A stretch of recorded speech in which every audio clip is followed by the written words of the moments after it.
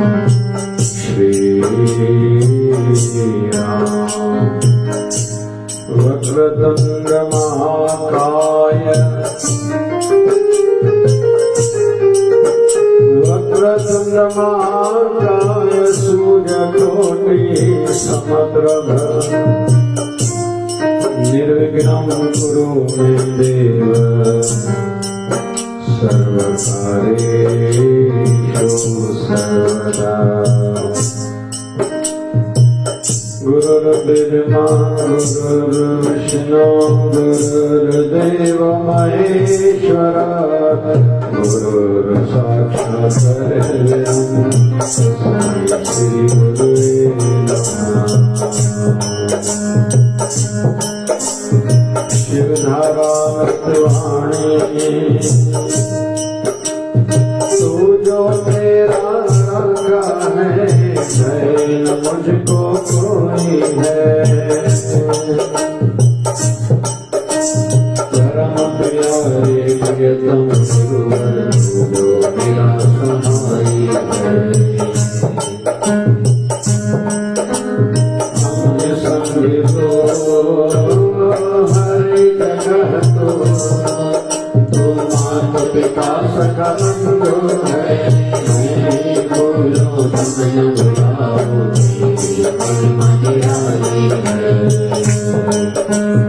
सत्यदास मैं हारे जाओ अपने गुरुवर प्यारे का। जाकी शरण लेनी है चिंताओं से हमारी है। सत्यदास मैं हारे जाओ अपने गुरुवर प्यारे का। जाकी शरण लेनी है चिंताओं से हमारी है। गुरु मेरा रक्षक है गुरु मार्गदर्शक है। गुरु बचाए गुरु संभाले घरे बाहर संग साथी है। गुरु पुकारो गुरु मनाओ गुरु चरण में कलमल जाओ। गुरु गुरु जी आओ कृपा काटे गुरु ईश सुनो संतदास गुरु बिना ना साया।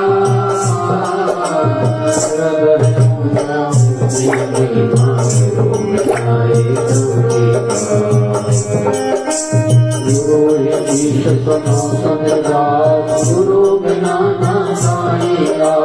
हृदय मुझी महिमा गुरु मिटाए सबके प्रार्थना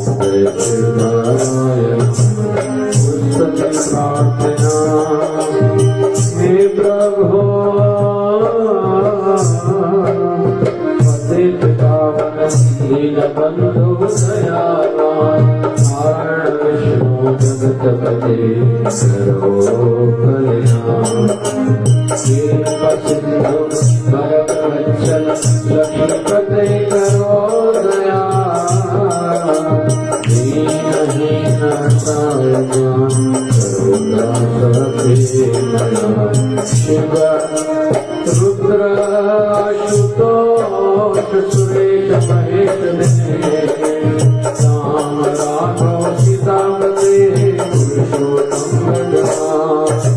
कृष्ण मधुसूदन केशव माधव मुरारी मुरलीधर ऋषिकेश राधा वल्लभ गिरधारी। मांगत खानक जान तुझको शरण तेरी आया हूँ। भक्तिहीन बुद्धिहीन मैं पैसा तेरा हूँ। सुमति भक्ति शक्ति तो यह है मेरी विनम्ति। भगत अपने प्रभु करुणा की नजर धरो। जन्म जन्म के पाप करके आया तेरी सावन संजात की बात स्वीकार करो हे भगवान।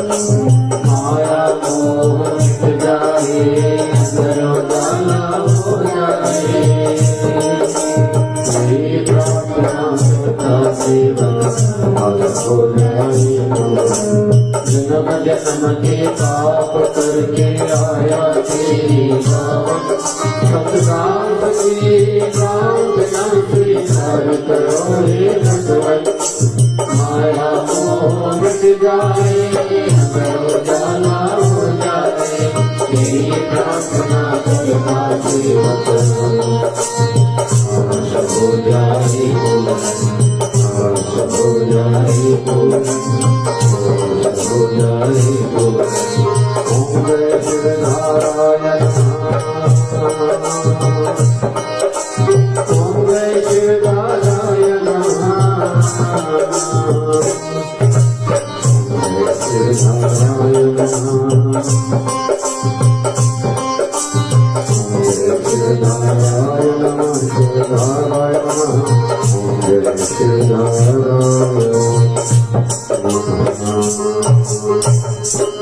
परमात्मा की असीम अनुकंपा से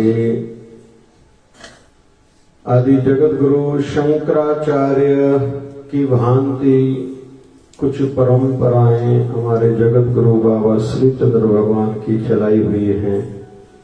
उदासीन संप्रदाय को जिन्होंने बहुत आगे बढ़ाया, उन परंपराओं में से एक परंपरा है शुक्ल पक्ष का पहला रविवार मासिक उत्सव के रूप में जैके संधि साव रविवार चौनाव।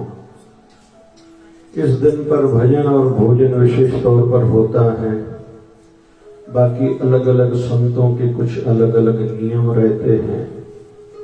इसी परंपरा को हमारे सतगुरुदेव भगवान के दादा गुरु सतगुरु बाबा रूप भजन साई ने स्थापित किया। 1008 सतगुरु स्वामी शिव भजन जी महाराज सतगुरुदेव भगवान जी ने इस परंपरा को बहुत आगे बढ़ाया और उसी अंतर्गत पूज्य शिवधारा आश्रम में भी हर महीने सत्संग, पुच्छा, दुख भंजनी स्नान, दुख निवारण, समस्याओं का समाधान बताना, रक्षा कवच धागा आदि मिलता है। मेडिकल कैंप्स होते हैं और ऐसे भक्तों की कई भक्तों के अनुभव हैं जो इस साहे रविवार पर आता है। उनके कई कष्ट मिटते हैं, सुख बढ़ते हैं और रसिक जो हैं, सच्चे भक्त हैं, जिनको प्रभु प्राप्ति की अभिलाषा है, उनकी भक्ति में बढ़ोतरी होती है। यह मान्यता है, यह महिमा है आज के दिन पर केवल पूज्य शिवधारा आश्रम में आने की। और एक अनूठा संयोग बनता है, कर्म भी, भक्ति भी, ज्ञान भी, सेवा के कार्य चलते हैं। सत्संग के माध्यम से ज्ञान भी मिलता है और भक्ति भी साथ में कराई जाती है, सिखाई जाती है। भक्ति में आने वाली बाधाएं, तकलीफें, उनके संदर्भ में समाधान भी मिलता है। तो इस पावन अवसर पर हम सब सद्गुरुदेव भगवान जी के श्री चरणों में एकत्रित हुए हैं। आइए मिलके सभी हरि भजन के माध्यम से खुद के स्वरूप में स्थित होने का प्रयास करें, क्योंकि जिनको भी भगवान मिला है, मिला अपने अंदर से है।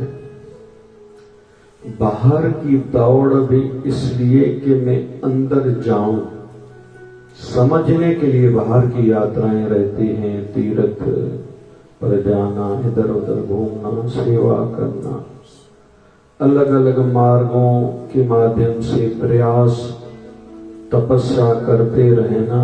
लेकिन अंदर ही अंदर यह मुख्य उद्देश्य रहता है कि मैं अंदर की यात्रा प्रारंभ करूं, बढ़ाऊं और सिद्धि प्राप्त करूं।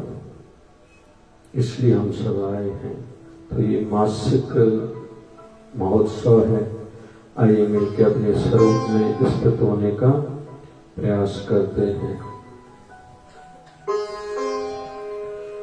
राम राम राम राम राम राम राम राम राम राम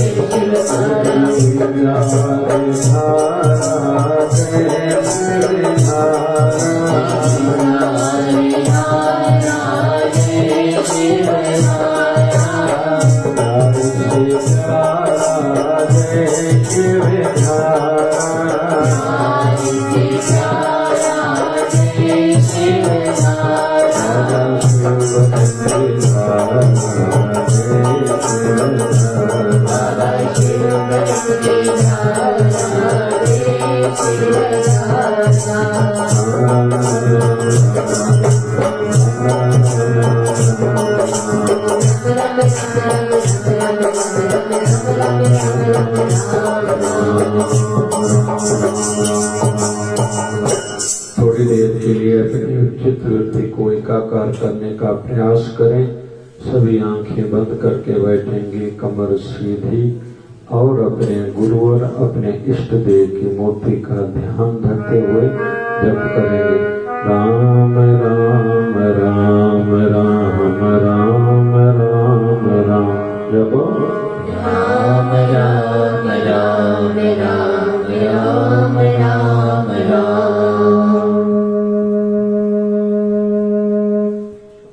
राम राम राम राम राम राम राम राम राम राम राम राम राम। जैसे आगे बढ़ने के लिए काम करना जरूरी है, उतना ही आराम करना भी जरूरी है। जिसने नींद अच्छी करी उसका दिमाग ज्यादा काम करता है। निर्णय शक्ति, डिसीजन पावर, फैसला लेने का जो भाव रहता है, ताकत रहती है, दिमाग की बढ़ जाती है। वैसे ही आध्यात्मिकता में भी जितनी सेवा जरूरी है,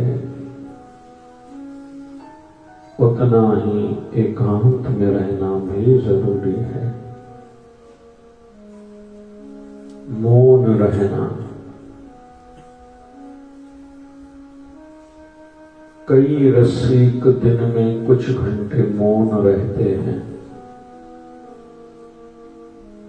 कई महापुरुष हफ्ते में एक दिन का मौन का उपवास रखते हैं। कई भगवत भक्त महीने में भी कुछ नियम उनका रहता है।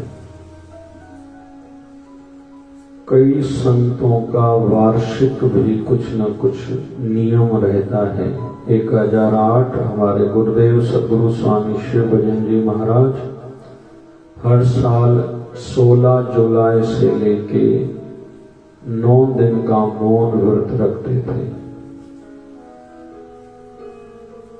इससे एक तो जो बोलने में शक्ति लगती है वो बचती है। ये थोड़ा और अंदर की यात्रा बढ़ती है और इधर से शक्ति बच गई तो वो भी अंदर की यात्रा में लग जाती है।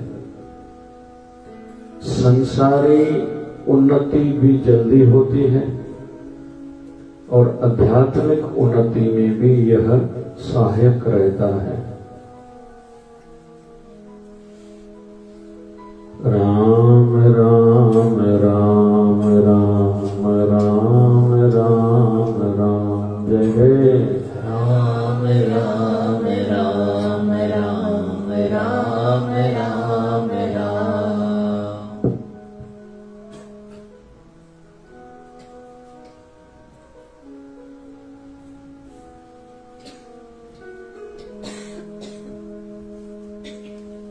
कितना भी कोई बड़ा आदमी हो जाए, लेकिन अंदर की शांति तो हर किसी को चाहिए। देखा यह जाता है आयु बढ़ने के साथ पद, प्रतिष्ठा, पैसा, परिवार, पढ़ाई बढ़ने के साथ साथ अंदर की शांति खंडित होती जाती है और आध्यात्मिकता की, रूहानियत की जरूरत, आवश्यकता दिनों ब दिन बढ़ती जाती है। और जितना जो देरी से जुड़ता है उतना जुड़ने में उसको तकलीफ ज्यादा होती है, संघर्ष करना पड़ता है। इसलिए खुद और अपने छोटों को जल्दी से जल्दी आध्यात्मिकता से जोड़ें कि जैसे उनके जीवन में जब उतार चढ़ाव आना प्रारंभ हो, बड़े बड़े आध्यात्मिक जीवन का बेस होगा, वो बिखरेंगे नहीं, अंदर से निखर जाएंगे, टूटेंगे नहीं, खंड खंड नहीं होंगे। किसी व्यसन को, नशे को अपना दुख का उपाय, इलाज नहीं मानेंगे। उल्टी सोच में खुद के साथ ये कर दूं, मैं वो कर दूं, घर छोड़ के चला जाऊं, अभी मेरा किसी के साथ रिश्ता नहीं है, मैं किसी को नहीं छोड़ूंगा, इसने मुझे तकलीफ दी, उसने मेरे साथ अच्छा नहीं किया, यह भाव खत्म हो जाएंगे। ऐसे थॉट्स, ऐसे विचार आएंगे ही नहीं। राम राम राम राम राम राम राम जय जय राम राम राम राम राम राम राम।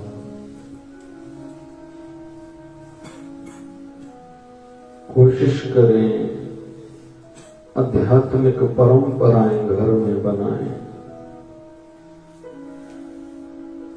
छुट्टियों के दिनों में घूमने भी जाना हो, अगर आउटिंग पर जाना हो तो किसी तीर्थ पर जाएं, लेकिन किसी रणनीति से जाएं। कोई प्लानिंग करें कि वहीं जाके किसी महापुरुष की शरण में थोड़ी देर रहेंगे, सत्संग सुनेंगे, जप करेंगे, दान करेंगे, मौन व्रत रखेंगे, केवल अच्छी अच्छी चर्चाएं, डिस्कशंस, बातें करेंगे। नेगेटिव दुनियादारी की ज्यादा चर्चाएं, बातें आपस में नहीं करेंगे, तो ये सार्थक होगा ये हमारा टूर या यात्रा या घूमना या आउटिंग। और इससे परिवार की नजदीकियां भी बढ़ती हैं, क्योंकि साथ में रहते रहते अंदर से परिवार वाले एक दूसरे से दूर होते जाते हैं। राम राम राम राम राम राम राम जपो राम राम राम राम राम राम राम। कोशिश करें विधियों पर ही आधारित हमारा जीवन हो, और विधि भी जो करें मन की शुद्धि से करें, तो ही जीवन की सिद्धि, क्षेत्र की, कार्य की सिद्धि संभव हो पाएगी। नहीं तो बहुत लोग कहते हैं हम लोग कई सालों से ये कर रहे हैं, कई सालों से वो कर रहे हैं। किसी ने कहा कि उपवास रखो, हमने रखना प्रारंभ किया। किसी ने कहा दान करो, हमने करा। कोई किसी ने कहा गुरु शरणागति में जाओ, हमने गुरु शरण भी ले ली, लेकिन उतना कोई जीवन में परिवर्तन, बदलाव नहीं दिखता। कारण विधियों पर ध्यान न देना, अपनी सीमाओं को याद न रखना। बहुत लोग अपनी सीमाएं, मर्यादाएं लांघ जाते हैं, जिसके कारण उनकी उन्नति रुक जाती है, उल्टा जीवन में गिरावट दिखाई देती है। अधिकार जताने की भावना तो मन में कभी भी न जगे। योग्यता के अनुसार काम करने के हिसाब से हमें रिटर्न मिलना, फल मिलना शुरू ही हो जाता है। ये मांगने का विषय नहीं है। जितना जो जप करेगा मन की शांति बढ़ेगी। उसकी इच्छा होगी मैं आंखें खोल लूं तो क्यों खोलूं। जिसकी इच्छा होती है जल्दी मैं आंखें खोलूं, मतलब अभी तक साधना में वो लगा ही नहीं है।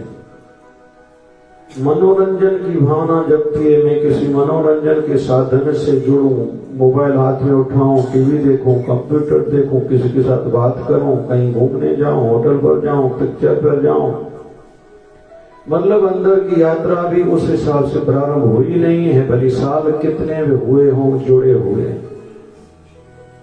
हम लोग फिर इसके लिए शिकायत नहीं कर सकते।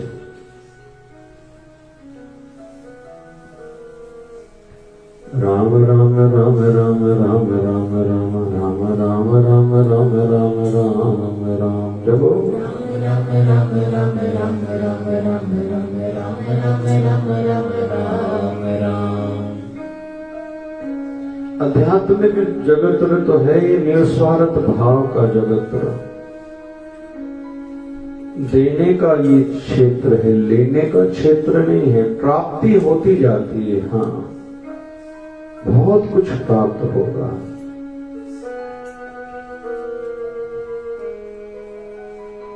आज एक बच्ची आई थी, कह रही थी मैं यहाँ भजन गाया करती थी, अभी मेरा विवाह हो गया, संतान भी हुई है, लेकिन जहां से गुजरती हूँ लोग कहते हैं ये शिवदारा की बच्ची है, बहुत मान मिलता है। तो प्राप्ति ये तो चलो संसारी बातों की बात हुई, लेकिन आध्यात्मिक प्राप्ति भी बहुत होती जाती है। अंदर से संतुष्टि, उत्साह, एक तसल्ली रहती है कि मेरा कोई है।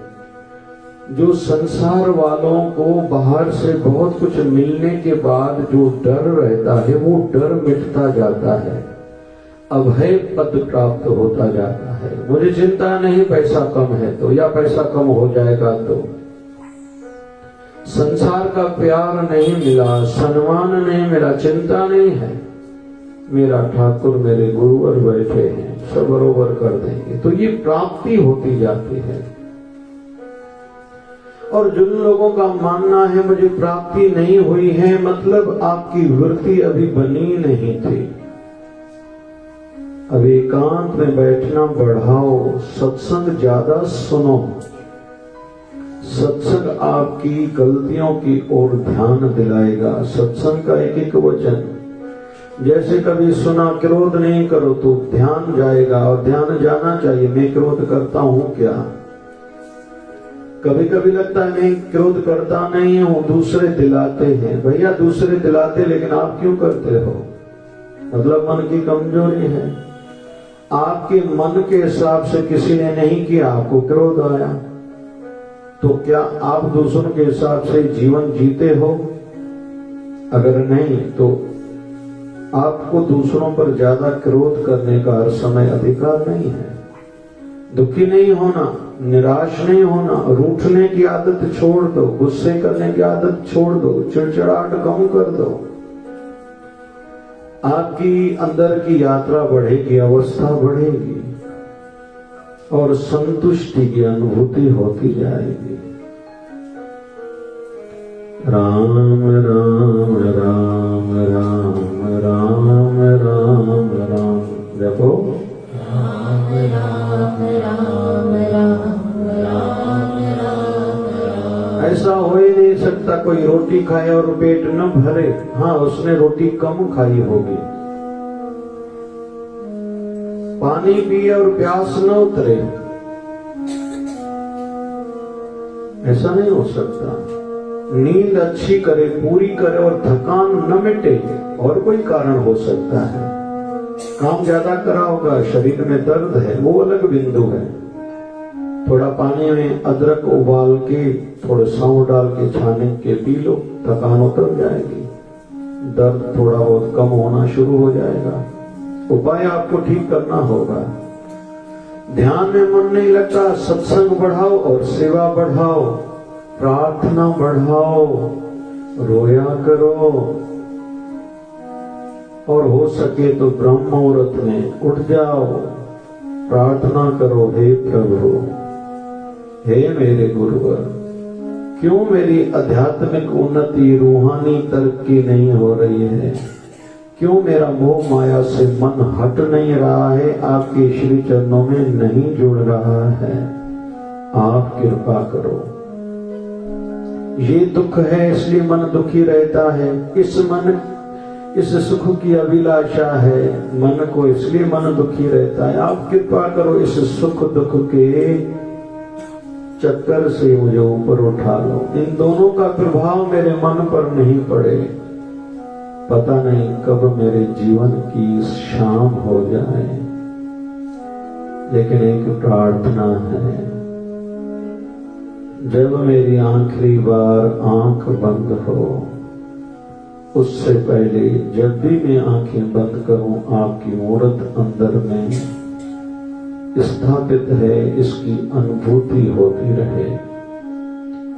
मेरा हर श्वास सिमरन से सार्थक हो,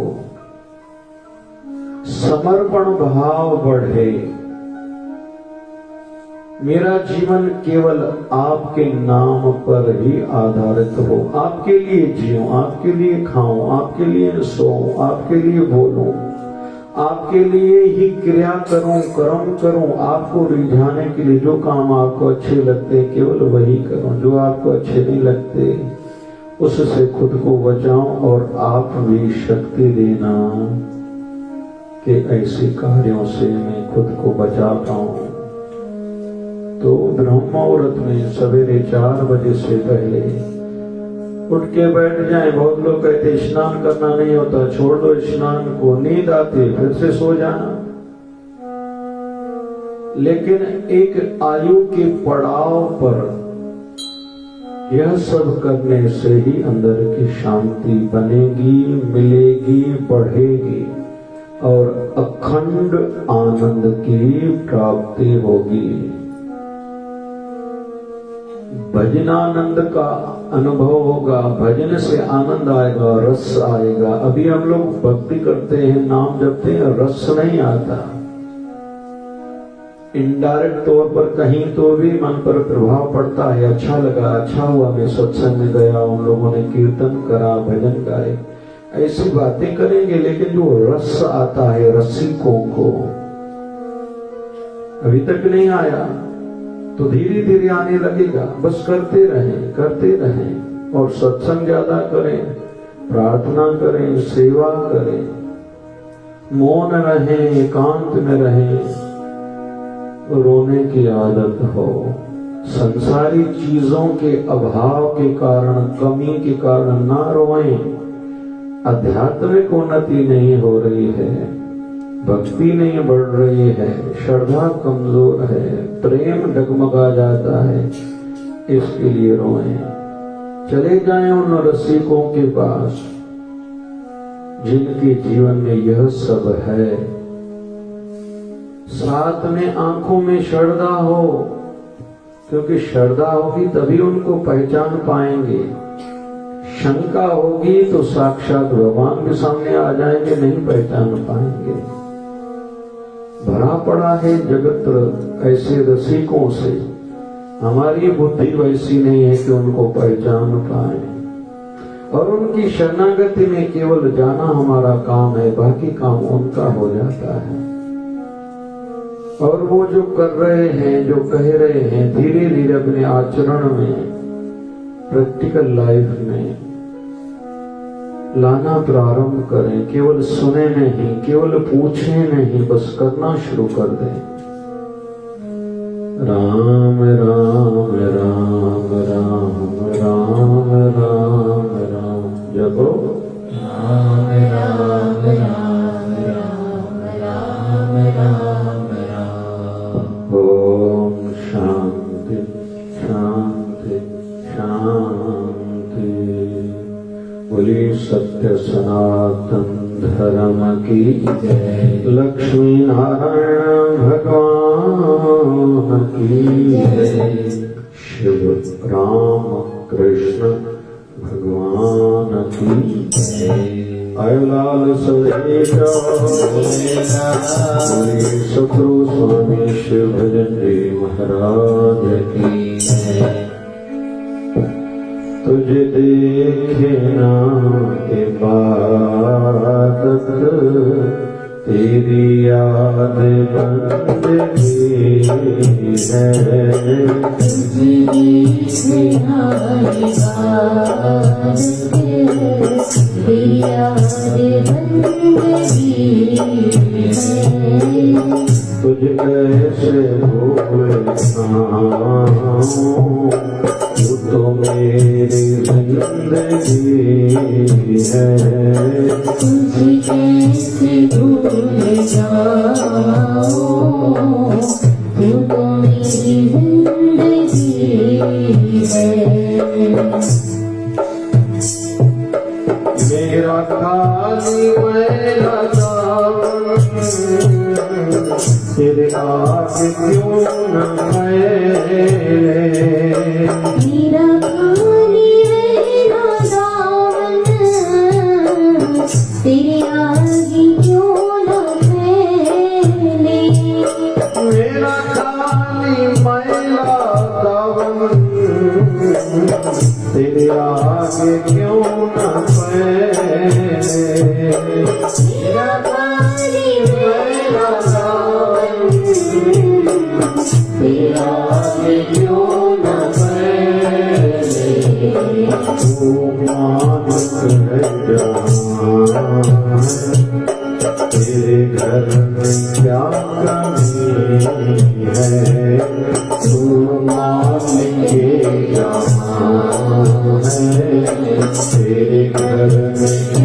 कमी है। तुझ देखे भारत तेरी याद बंदगी है। तेरी सुनाई तेरी याद बंदगी है।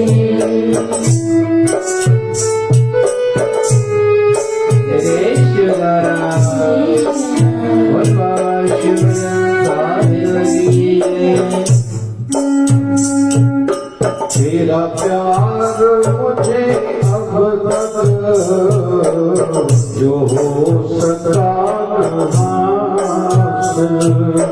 तेरा प्यार मुझे अब तक जो हो सका हासिल। तेरा प्यार मुझे अब तक जो हो सका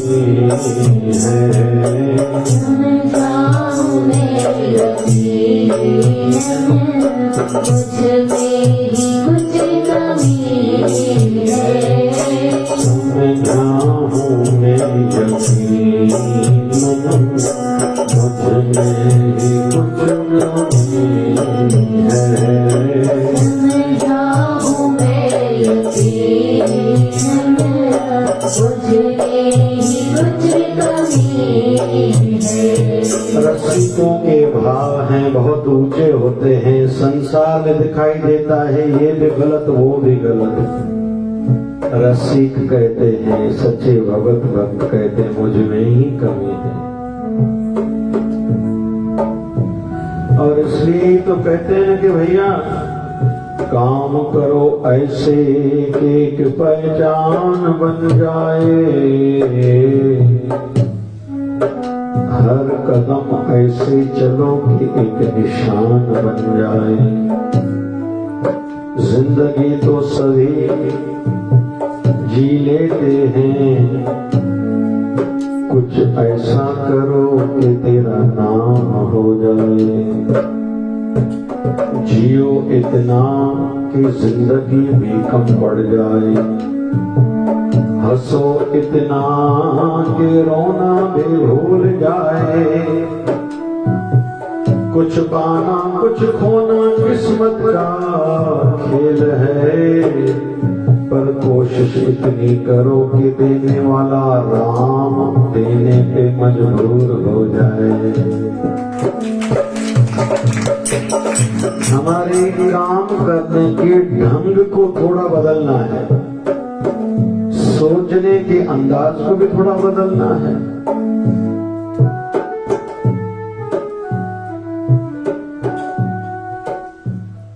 दुनियादारी हो या आध्यात्मिकता हो, संसार हो या परमार्थ हो, मुख्य देखे जाते हैं तीन बातें। ध्यान से सुनेंगे। ABC। A for ability, B for behave, C for character।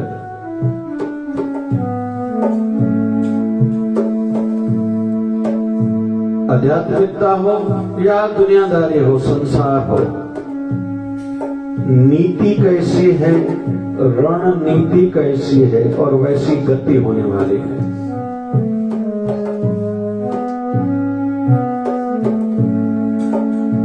Ability, गुण, क्वालिटीज,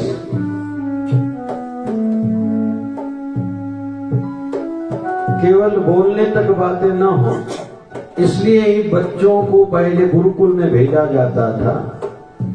हम जो शिवधार आश्रम में गुरुकुल बना रहे हैं, बहुत से प्रकार की योजनाओं को ध्यान में रखते हुए, कुछ तो मिलेंगे सदा के लिए समर्पित, उनके लिए अलग कुछ सोचा है।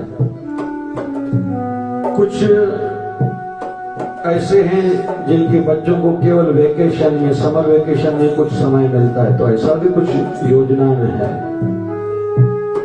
पढ़ाई वाले बच्चों के लिए वीकली, हफ्ते में एक दिन, और जब जब पढ़ाई के रिलैक्सेशन के दिन रहते हैं 2 दिन, शनिवार रविवार, वीकेंड को आ जाएं बच्चे, वहां एक रात रहें, शिष्टाचार सीखें, नियम कैसे बनाए जाते हैं, उन नियमों को कैसे जिया जाता है, उठते बराबर भगवत नाम कैसे जपा जाता है। क्योंकि आजकल बहुत लोगों के ये मन में है मुझे समझता नहीं, कोई सिखाए कोई बताए फिर करूंगा।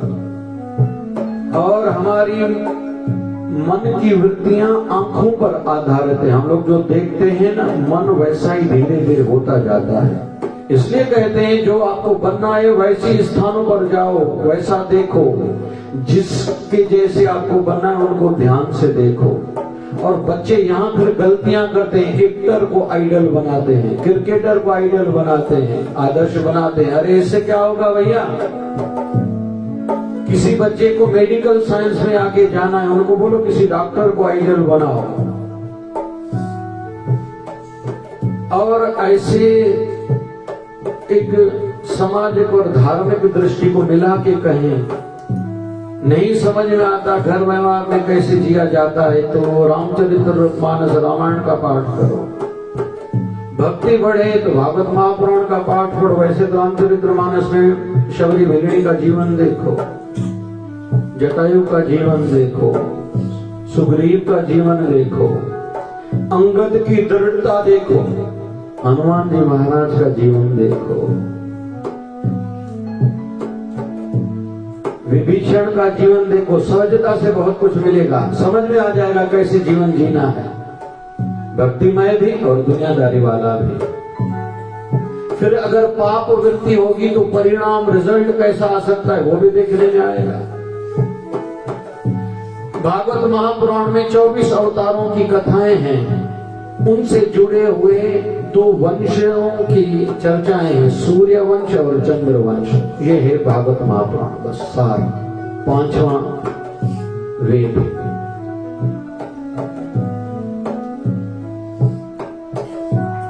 कैसे सच्चे भक्त हैं भागीरथ जैसे, जो ऊपर के लोगों से धरा पर धरती पर मां गंगा को लाते हैं। ऐसा भी संभव है, होता है, हर कोई कर सकता है।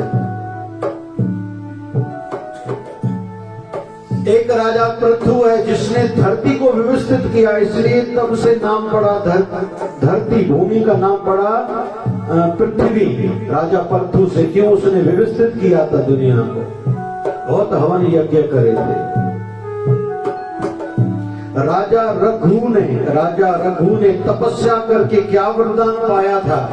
खेती पर जो हमारी माताएं काम करती हैं, दोपहर को भोजन पाने के बाद थोड़ी देर विश्राम जब करती हैं, तो हवा लगने के कारण उनके शरीर से जो कपड़ा इधर उधर हो जाता है वो इधर उधर ना हो, ये पवन देवता से वरदान प्राप्त करा था। हमारे ग्रंथों में क्या क्या उदाहरण है। हम लोग जब भी कुछ भक्ति के लिए जाते हैं, संध्या करनी होती है, तो हम लोग वो हाथ पैर धोते हैं, गुल्ला करते हैं, और करना चाहिए। मुंह धोना, गुल्ला करना, हाथ धोना और पैर धोना। लेकिन हम जब पैर धोने के लिए जाते हैं, सामने से पैर धोते हैं। हमारे शास्त्रों में एक उदाहरण है राजा नल का। राजा नल इतना तपस्वी था, कलयुग उस पर प्रभाव डालना चाहता था, लेकिन प्रभाव नहीं डाल पा रहा था। लेकिन फिर कलयुग ने उन पर अपना आक्रमण कर दिया। कैसे? कि हम लोग जैसे पैर धोते, सामने से धोते, सामने से पैर पवित्र हुए, लेकिन पीछे से हमारी ईड़ी, असानी खुड़ी, वो अपवित्र ही थी उनकी। वहां से कलयुग प्रवेश करके दिमाग पर उसने आक्रमण करा, गलती उससे करा दी। राजा परीक्षित की कथा के माध्यम से हमें सीखने को मिलता है, किसी भी पाप वाला कोई धन होगा आपके पास, पाप वाला सोना होगा, और मुकुट पहना था, जरासंध का मुकुट पहना था। किसने? राजा परीक्षित ने। यहीं से गलती हो गई, कलयुग का आक्रमण हुआ। शिकार करने के लिए गए, प्यास लगी थी, एक ऋषि की कुटिया में गए, ऋषि ध्यान में बैठा है, पानी मांगा, उसने नहीं दिया। सामने मृतक मरा हुआ सांप पड़ा था, ऋषि के गले में डाल दिया। गुस्से में वहां से खुद तो चला गया। उस ऋषि का बेटा शमिक ऋषि जब आया, उसने श्राप दिया, जिसने मेरे पिता के साथ ये अवहेलना, ये गलती करी है, उसकी मृत्यु 7वें दिन हो जाए। कई इस छोटे से उदाहरण से बातें सीखने को मिलती हैं। पाप वाला सोना होगा, वो कभी सोने नहीं देगा, गलतियां कराएगा। और दूसरा, हर समय दूसरों को गलत न समझना, ये तेरी बात नहीं समझ रहा है, नहीं सीख रहा है, नहीं सुन रहा है, तो ये गलत है। उसकी भी कोई मजबूरियां होगी। वो ऋषि तो ध्यान में बैठे थे, लेकिन गुस्सा आ गया। तीसरा, गलती कर दी। गुस्सा आता है तो आदमी कुछ न कुछ हिंसा कर बैठता है। हिंसा करी, मृतक सर्प एक ऋषि के गले में डाल दिया। छोटी गलती हो गई, परिणाम क्या हुआ? श्राप मिला, आपकी मृत्यु 7वें दिन हो जाएगी। मतलब ऐसा भी हो सकता है। द्रौपदी के एक वाक्य से अंधे का बेटा अंधा, इतना बड़ा दुष्परिणाम हुआ था। महाभारत युद्ध हुई, कितनी नई तकलीफें हुई, और खुद 13 साल वनवास भुगतना पड़ा था। विशेष तौर पर 13वां साल जो अज्ञातवास उनको रहना था, कोई उनको वनवास में पहचाने नहीं। अगर किसी ने पहचान लिया तो 13 साल फिर से वनवास उनको भुगतना पड़ेगा। मुख्य कारण क्या? जीव से एक शब्द निकला था, अंधे का बेटा अंधा, क्योंकि उसको ठोकर लगी थी। है तो बात बहुत छोटी। हम लोग अपने रोज के जीवन में देखते हैं, कई लोग बेचारे गिर जाते हैं, किनको ठोकर लगती, बहुतों को हंसी आ जाती है। अरे क्यों, अकल नहीं है क्या तेरे को? समझता नहीं है क्या? लेकिन उसका परिणाम ऐसा हो सकता है। फिर राजा परीक्षित ने ये गलती करी। एक ऋषि का बालक आया, अपने पिता की अवहेलना, अमर्यादा सहन नहीं हुई, श्राप दे डाला। इससे हम लोग ये सीख सकते हैं कि ऋषियों की, संतों की संतान में भी शक्ति रहती है। सिंधी में चुनानी साधु केॾो केॾो भी मेरो कोई भी सवा सेरो, कॾहिं कंहिं साध खे नंढो न सम्झो। सवा सेर असां को मथे आहे, भली मेरो आहे, उन में ॿारी रहणी कहिड़ी बि आहे, उहो असांजो कमु उन में न आहे। शेरनि जी संतान कॾहिं बि शेर थींदी आहे। दूसरा दृष्टि से, जो किसी पूजनीय की संतान है, उसको अपनी गरिमा बनाए रखना चाहिए। एक ही उदाहरण से इतना सीखने को मिलता है। फिर राजा परीक्षित को संदेशा भेजा ऋषि ने, मेरे बेटे ने आपको श्राप दे दिया है, आज के 7वें दिन आपकी मृत्यु होगी। जो करना चाह सकते हो, करना चाहते हो अपने मोक्ष गति के लिए करो।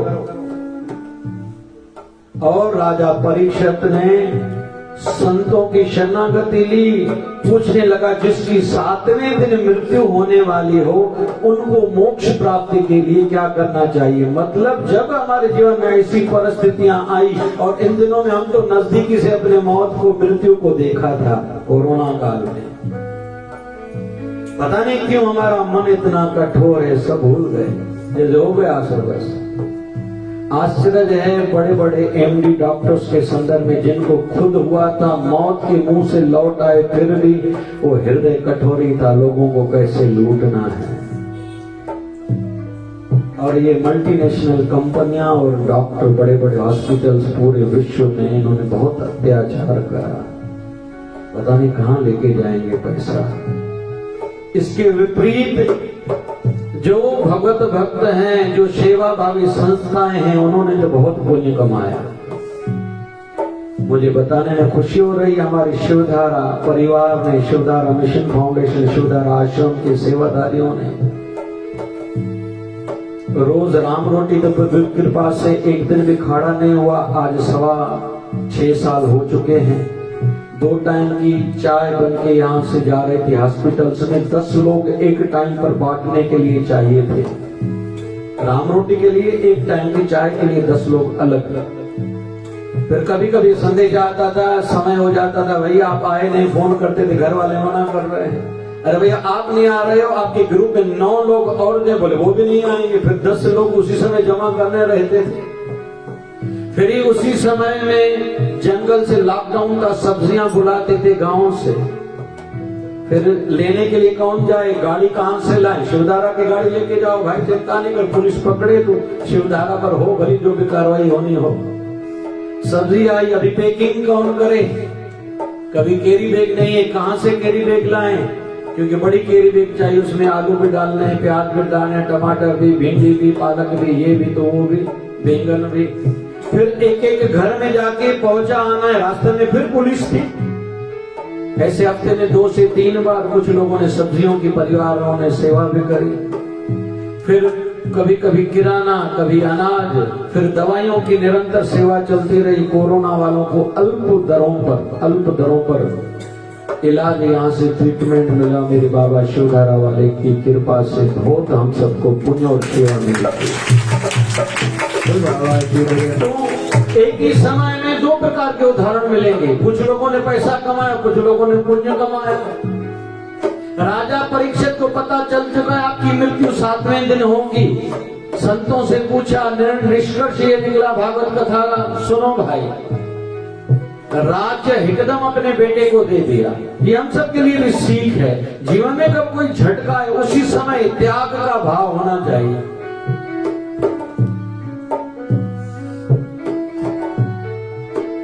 उसी समय भाव जगह, प्लानिंग में केवल न रह जाएं।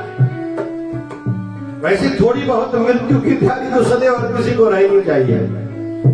दुनियादारी की दृष्टि से जो बड़े बड़े लोग हैं, बड़े काम करते हैं, प्लाट लिया, ये करा, वो करा, ब्याज पर पैसे देते, डायरी मेंटेन करो, घर वालों को बता दो, इंश्योरेंस करा दो, बैंक बैलेंस कितना है, तेरे लॉकर में क्या है, ज्यादा झंझट, हर भूत दिमाग में टेंशन नहीं रहना चाहिए, व्यवस्था होनी चाहिए एक। उसमें धर्म को, गुरु को, भगवान को भी बीच में रखना। आप कितना संतान को देके जाओगे, कोई बड़ी बात नहीं, अच्छी होगी, खुद ही कमा के खाएगी। पूत सपूत भी धन क्यों संचय, पूत कपूत भी धन क्यों संचय। अच्छा बेटा है उसके लिए धन क्यों इकट्ठा कर रहे, खुद ही कमा के खाएगा। अगर अच्छा नहीं है फिर भी उसको क्यों देके जा रहे हो, वो तो उड़ा देगा। पाप आपने करा, नरक में आप जाओगे, और वो भी उस पाप को, पाप के पैसे को पाप में लगा के उड़ा के वो भी नरक में जाएगा। दोनों में गलतियां आपकी हैं, भुगतना आपको है। ये है राजा परीक्षित ने एकदम राज्य दे दिया। कथा के लिए निकल गए। अभी कथा किससे सुनूं, किसी विशेष हस्ती से सुनूं। भाव था एक मन में। ठाकुर जी ने कृपा करी, एक अवधूत घुंघराले बाल वाले, एक कांति में आभा है, एक प्रतिभा है, शरीर पर एक ही लंगोट है, कोपिन है केवल, आंखों में वो भक्ति की ज्योति है। एक गंभीर, एक प्रसन्न मुद्रा वाला, जिनका चेहरा एक आकर्षण है, वो है सुखदेव जी महाराज। वहां पधारे। इससे क्या सीखने को मिलता है? आप मन में केवल भक्ति भाव रखो, नहीं रास्ता समझ में आ रहा है, प्रभु से प्रार्थना करो, भगवान खुद ही आपको बना के देंगे सब कुछ। ये फिर उनका काम हो जाता है। आ गए, कथा कहना शुरू करा। 4 दिन निरंतर कथा चली। 4वें दिन सुखदेव जी महाराज को ध्यान आया, अभी कथा को रोकना चाहिए। ये कुछ खाए पिए तो सही, कुछ फ्रेश हो, आदि आदि शरीर की क्रियाएं करे। जैसे कथा रोकी, राजा परीक्षित के शरीर से प्राण निकल गए। सुखदेव जी महाराज समझ गए इसकी कथा में प्राण लगे हुए हैं। फिर से कथा कहना प्रारंभ करी, फिर से शरीर में प्राण आ गए। ये सब हम सबको सीखने को मिल रहा है, केवल सुनने के लिए बातें नहीं है। हमारा सत्संग में इतना भाव जुड़ा हुआ होना चाहिए। हमारे महाकाल की नगरी में, उज्जैन की पावन नगरी में एक राजा हुए हैं, जो बाद में एक फकीर, एक संत बने, जिसका नाम है राजा भर्तृहरि। और आध्यात्मिकता में जिसको उन्नति करनी है ना, उनका एक ग्रंथ है जो पढ़ना चाहिए, जिस ग्रंथ का नाम है वैराग शतक। आसक्ति मोह माया से बचना है ना, वो ग्रंथ पढ़ना चाहिए, उनका ही लिखा हुआ है। तो भर्तृहरि एक प्रार्थना करते थे, प्रभु आपकी भक्ति में इतना तल्लीन सा हो जाऊं कि शरीर का मांस सूख जाए, खाना पीना याद न हो, सोना उठना जागना घूमना फिरना मैं भूल जाऊं। इतनी चित्तवृत्ति एकाकार हो आपके श्री चरणों में, भक्ति में, कि जैसे पशुओं को जानवरों को खुजली होती तो वृक्षों से खुजली मिटाने के लिए हिलाते हैं अपने शरीर को,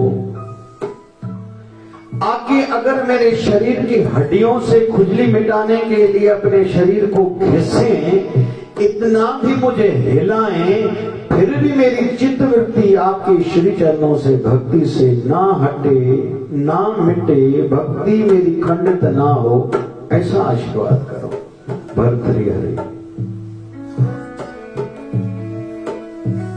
हम लोग तो पता नहीं थोड़ी देर बैठते हैं तो टाइम की ओर ध्यान जाता है, किसी को घुटने नहीं बैठने देते, क्यों? अभ्यास नहीं है अभी।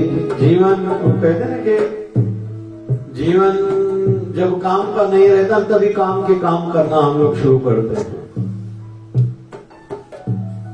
और कहते हैं पिक्चर में जो लोग जाते हैं तो पिक्चर जब आधी होती तो इंटरवल होता है, खाना पीने के लिए थोड़ा समय दिया जाता है, लेकिन उसके बाद लोग जल्दी जल्दी भाग के अंदर आ जाते हैं। क्यों? अभी की बाकी जो आधी पिक्चर है ना वो काम की है। वैसे ही हम जितने जो भी ये बिंदु को समझ रहे हैं ना, लगभग हमारा जीवन कब का आधा हो चुका है, अभी काम का जीवन बाकी रहा है। इसलिए अभी केवल काम के काम ही हम सबको करने चाहिए जो काम हमारे काम आने वाले हैं। अभी मेरा नाम हो, मुझे शाल उड़ाई जाए, मेरा फोटो आए पेपर में, लोग मुझे जाने, मुझे पहचाने, अभी इन बातों को ज्यादा महत्व नहीं दे। यही पैसा ही सब कुछ है, भगवान पैसा है, इन बातों को अभी छोड़ना शुरू करें। तो राजा परीक्षित की कथा से हम सबको ये सीखने को मिल रहा है।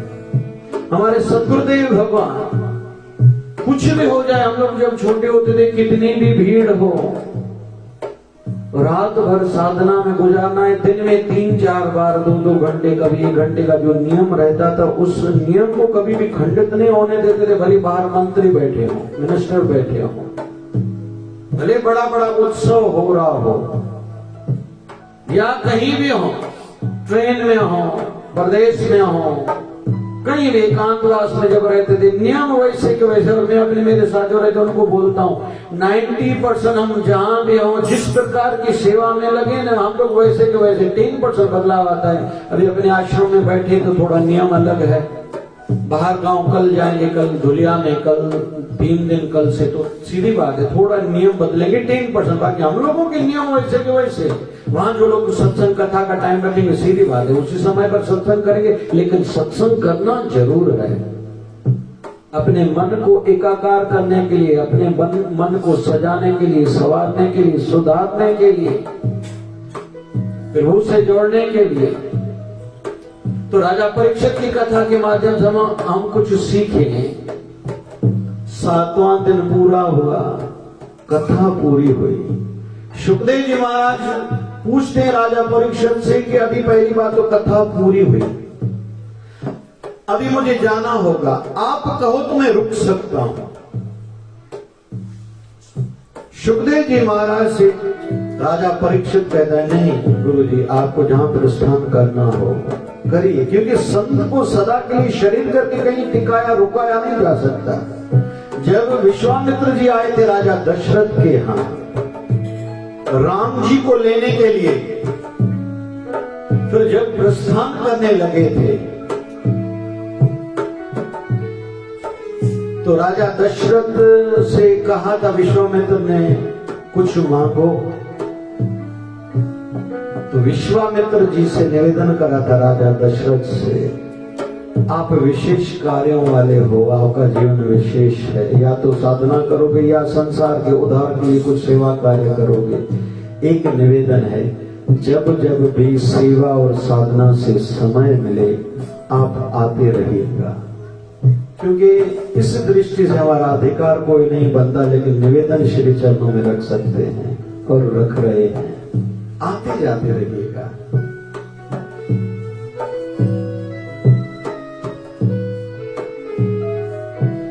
राजा परीक्षित को सुखदेव महाराज ने कहा, सुखदेव महाराज से राजा परीक्षित कहते हैं, अभी मेरे मन में कोई अभिलाषा नहीं है, भली तक्षक नाग आए मुझे डसे, मुझे मार दे, खत्म कर दे, अभी मेरे मन में कोई डर नहीं है। तो कथा और सत्संग का बड़े में बड़ा लाभ कोई पूछे तो बड़े लाभ जो कुछ होते हैं उनमें से एक लाभ ये, अंदर में जो डर है ना संसार का, वो डर मिट जाता है। और आजकल हर कोई डर में जीता है। क्यों चाइना का प्रेसिडेंट हो, रशिया का प्रेसिडेंट हो, या कुछ ऐसे देश अलग अरब कंट्रीज में भी हैं, उन्होंने क्यों ऐसा कानून पारित कर दिया है, पास करा दिया कि सदा के लिए जब तक मैं हूं मैं ही राजा बना रहा हूं। जैसे वैसे तो बराक ओबामा जैसी हस्ती, बराक ओबामा बड़ी हस्ती है, रियल जेंटलमैन है, 2 बार अमेरिका का राष्ट्रपति होने के बाद अभी साधारण जीवन जीता है, सेवा कार्य करता है, खुद भी और बच्चों से भी कराता है। और जहां तक मुझे माहिती है, जब दूसरी बार राष्ट्रपति पद का समय पूरा हुआ था, वो अपने घर में जब स्थानांतरण किया था, नए घर में आया, वो घर किराए का था। बहुत बड़ी बात है।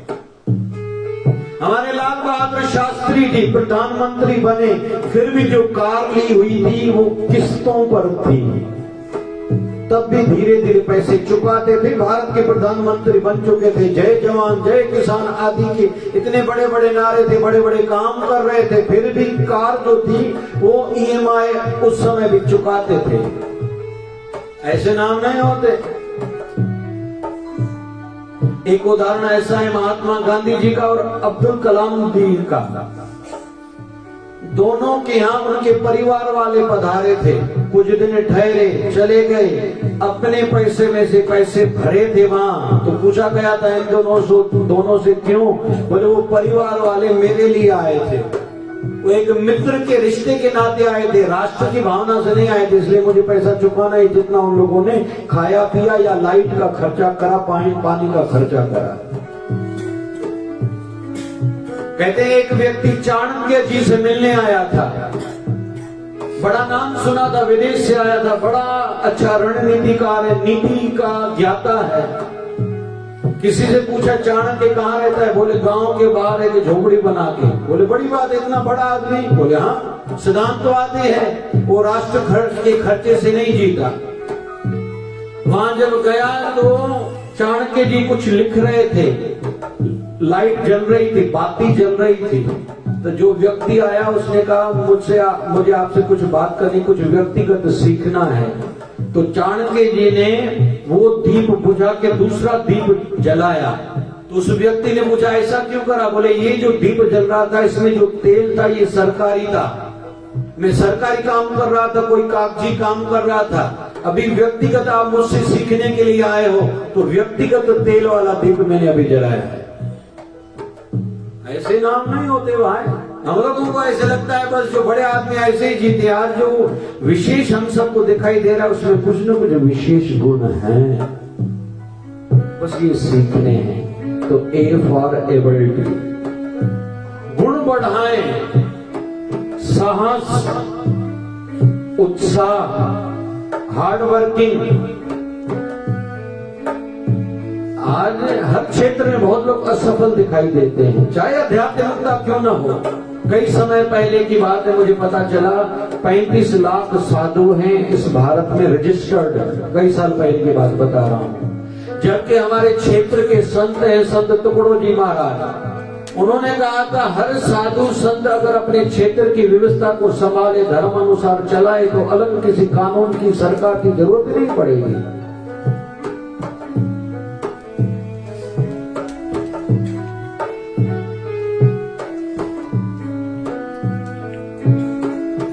एबिलिटी, गुण बढ़ाएं।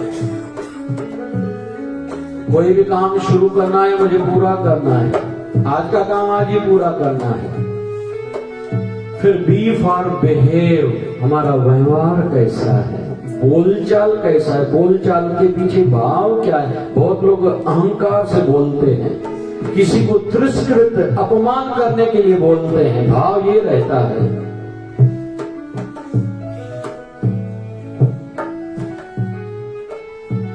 बाबा शिवजन साईं के गुण हम लोग जो देखेंगे, उनके जीवन चरित्र पर देखेंगे हर किसी में कोई न कोई गुण देख के उस गुण को तराशते थे और ऐसा करके सामने वाले को उठाते थे। भले कितने भी दुर्गुण हो, इतना वो गुण को बढ़ाते थे कि जैसे उसके जीवन में बाकी अवगुण दुर्गुण जितने वो मिट जाए। बाबा जी के वैसे सिंध में बहुत आश्रम है, मुख्य दो है, एक सिंध में एक बलोचिस्तान प्रांत में कोलपुर, जो अभी कई सालों से 35-40 सालों से व्यक्ति को संभालता है।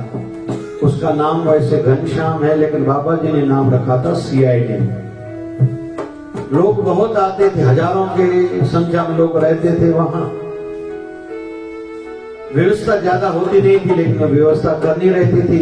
हिल स्टेशन पर आश्रम था। बाबा जी के कान तक बात आई कि चोरियां हो रही हैं बहुत। फिर इशारे में किसी ने बताया अमुक व्यक्ति ये घनश्याम ये चोरियां करता है। तो बाबा जी ने उनको बुलाया, भैया इधर तो आ जाओ।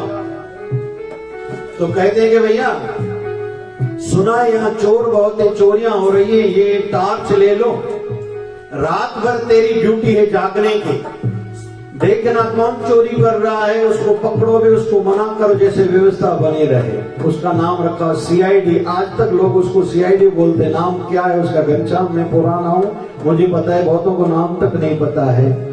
और ऐसा उसका गुण बढ़ाया, व्यवस्था उसको दे दी। आज कई सालों 30-35 सालों से वो आश्रम देखता है और वहां की सेक्रेटरीट मंत्रालय में उसकी जॉब भी बाबा जी ने लगाई। गरीब परिवार से था, अभी खुश भी है और सेवा में बहुत आगे बढ़ गया है। ये हम में और संतों में अंतर है। तो बिहेव, व्यवहार, मेरे जैसा कोई नहीं, आप भी अच्छे हो, आप बड़े हो, आप आशीर्वाद करो, भले मुझे कुछ सिखाओ, मुझे में गलती दिखे मार्गदर्शन करो। और तीसरा C फॉर कैरेक्टर। कैरेक्टर निभाने वाला हो, समर्पण भाव हो, डेडिकेशन हो। अपवित्रता विचार में न हो, आंखों में न हो, मन में न हो, किसी के लिए दुर्भावना न हो। जो भी काम है I will do it, I can do it, I have to do, मुझे ही करना है, मैं ही करूंगा, दूसरे करे नहीं, मैं ही करूंगा। और जिम्मेदारी हर बड़े से बड़े काम की रिस्पॉन्सिबिलिटी अपने पर लेते, मैं करूंगा। आप लोग भले सो जाओ, मैं अपनी बात एक बता रहा हूं। जब MBBS के शुरू के साल थे, मैं कॉलेज जाता था, बाबा जी का संदेश आ जाता था, पढ़ाई कम कर पाया था, लेकिन मन में एक भाव था मैं अच्छा डॉक्टर बनूं, बहुत पढ़ाई करूं। जब मेरी प्रैक्टिस शुरू हुई, इंटर्नशिप शुरू हुई, 36 घंटे की ड्यूटी लगती थी। तो बड़े गवर्नमेंट हॉस्पिटल में जॉब था, तो कई बेड्स होते थे, 50 बेड्स होते थे, 50 मरीज एडमिट जो रहते थे। हर सीखने वाले डॉक्टर को एक बेड दिया जाता था। इसका ध्यान रखो, इसको क्या रिपोर्ट करानी है, क्या एक्सरे कराना है, सोनोग्राफी करानी, कौन सी गोली देनी, कौन सी इंजेक्शन, कौन सी सेना, ऐसे सिखाया जाता था। बड़े बड़े घरों के लोग भी, बच्चे, स्टूडेंट, हमारे कुलीग्स थे, डॉक्टर्स थे, साथ में रहते थे, उनको ये अच्छा नहीं रहता था, लगता था। मैं कहता था आपको जाना है बाहर, बोलते थे हाँ, मुझे देके जाओ, अपना काम मैं करूंगा। तो उनकी सेवा करने का अवसर मिलता था, सीखने को अवसर मिलता था। वैसे एक बीमारी वाला मरीज रहता था, अभी 5 मिल गए तो 5 बीमारी, आधी रात को टाइम मिलता था, 5 बीमारियां पढ़ भी लेते थे। इसको बुखार है, इसको टाइफाइड लग रहा है, लेकिन मलेरिया भी हो सकता है, लेकिन इसको कंपकपी नहीं लग रही, लगता है मलेरिया नहीं है। चलो इसको कंपकपी हो रही है, तो हो सकता है मलेरिया हो सकता है UTI हो सकता है नमोनिया हो, लेकिन नमोनिया में खांसी होनी चाहिए, इसको खांसी नहीं, मतलब नमोनिया नहीं। तो उसी समय रात को पढ़ाई भी करते थे, सीखने में आ जाता था और सहजता से मैं बहुत कुछ सीख गया। फिर अमरावती में जब मेरा आना हुआ, कोई भी आता था बड़े डॉक्टरों के पास, खुद लेके जाना है, उनसे डिस्कस करना है, कोई ऑपरेशन का हो उसका ऑपरेशन करना। ऑपरेशन थिएटर में मैं जाता था, कई घंटों तक उसके साथ रहता था, जब तक छुट्टी ना हो। बिल तक मैं बनवा के उनसे पैसे दिला के, डॉक्टरों से कंसेशन करा के वो देता था। ये सेवा करी थी, उस माध्यम से मुझे सीखने को भी बहुत मिला, आशीर्वाद में मिली। और आज मैं चिट्ठी लिखता हूं, लगभग हर कोई डॉक्टर उसको रिस्पॉन्स देता है, उसको मानता है, इससे इतने परसेंट 50% कंसेशन करो, 20% करो, 30% करो, मतलब एक काम में लाभ इतने हुए। तो चरित्र में डेडिकेशन हो, समर्पण भाव, मैं काम करूं, मैं ही करूं, दूसरा क्यों करे, मैं ही करूं। तो मुख्य ये 3 बात है। बाबा शिवभजन साईं कृपा करें, आज का बड़ा दिन जो है मासिक भंडारे का दिन है, उत्सव का दिन है।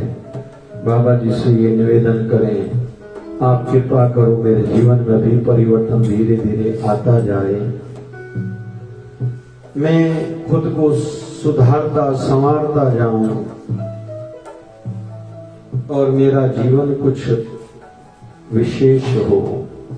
आप कृपा करो, भक्ति पर आधारित मेरा जीवन हो। बाबा जी को निवेदन करेंगे, बाबा जी जरूर सुनेंगे। और आज श्रद्धांजलि कार्यक्रम भी है तमिलनाडु में, जो हेलीकॉप्टर क्रैश हुआ उसमें हमारे भारत के विशेष कुछ हस्तियां हमसे सदा के लिए शरीर करके दूर चले गए, तो उनके लिए श्रद्धांजलि का छोटा सा कार्यक्रम में है और छोटा सा और भी कार्यक्रम है। और एक प्रार्थना करते हैं, फिर आगे की ओर बढ़ते हैं। पार कर पार गुरु पार कर पार, पार कर पार गुरु पार कर पार, सारा वाला माया बुझका जो में नजरे नजहार, पार कर पार गुरु पार कर पार, पार कर पार गुरु पार कर पार। असुर से सहारो तेरे सकड़ा कया तो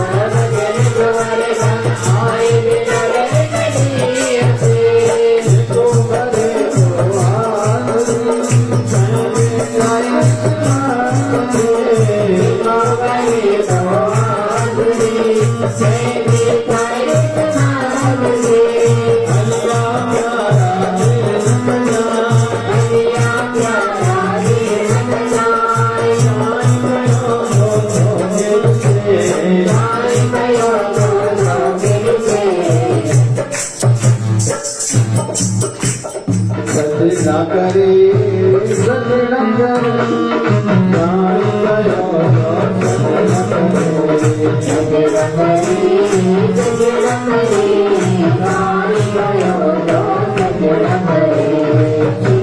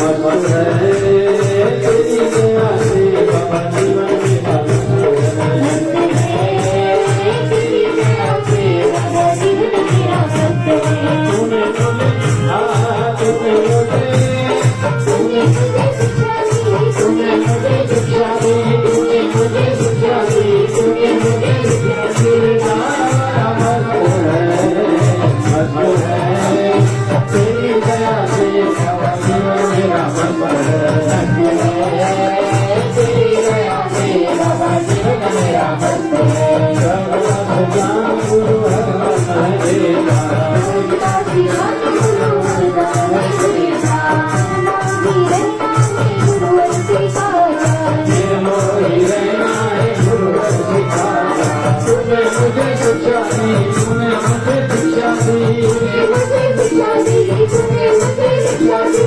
सारा मेरा मस्त है, मस्त है, तेरी दया से बाबा मेरा मस्त है, तेरी दया से बाबा जीवन मेरा मस्त है। जय जय श्री राम।